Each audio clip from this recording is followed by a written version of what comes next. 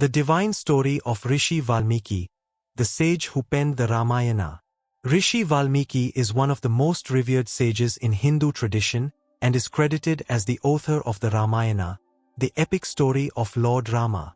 His journey from a feared dacoit to an enlightened sage is one of the most profound tales of transformation, redemption, and divine grace.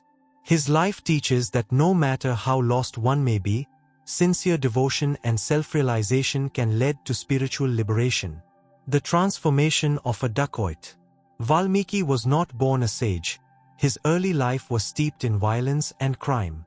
He was originally named Ratnakara, born into a Brahman family. Due to circumstances, he became a dacoit, bandit, who robbed and killed travelers in the forest to provide for his family.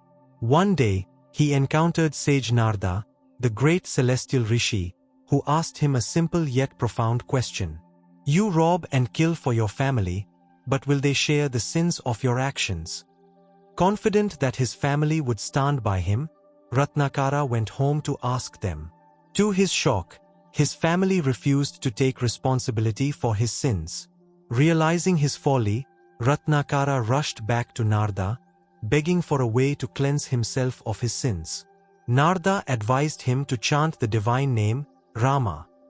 However, due to the weight of his past sins, he was unable to utter the name.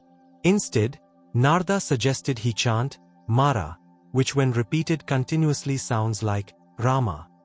Following Narada's guidance, Ratnakara meditated for years with unwavering focus. His penance was so intense that an anthill, Valmika in Sanskrit, grew around him, covering his entire body. When he finally emerged from his deep meditation, he had attained spiritual enlightenment and was given the name Valmiki, the one who rose from the anthill. Valmiki as a sage and the vision of the Ramayana. Now a realized sage, Valmiki resided in his ashram on the banks of the river Thamasa. One day, he witnessed a tragic sight. A hunter mercilessly killed a male croncha, heron, bird while it was with its mate. Seeing the grief of the female bird, Valmiki was moved and, almost spontaneously, uttered the first shloka, verse, in Sanskrit poetry, cursing the hunter. Ma nishada pratishtanatvam agmah shashwati sama. Yat kroncha mithundekam avdhi kama mohitam. O hunter! You shall never attain peace, as you have killed a loving bird engrossed in joy. This divine utterance became the foundation of the Ramayana, the world's first epic poem.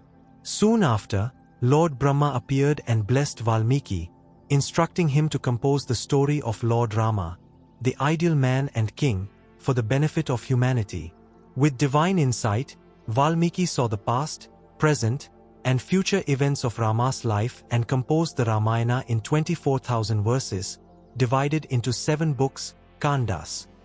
The role of Valmiki in the life of Sita and Lavakush. Valmiki's role was not just as a poet, but also as a guardian and teacher. After Sita was exiled from Ayodhya due to doubts about her chastity, she found refuge in Valmiki's ashram. There, she gave birth to Lava and Kush, the twin sons of Lord Rama. Under Valmiki's guidance, the boys grew up learning the scriptures, martial arts, and righteousness. They also memorized and recited the Ramayana, which they later sang in Rama's court in Ayodhya, eventually leading to the reunion of Rama and his sons. The legacy of Valmiki and the Ramayana.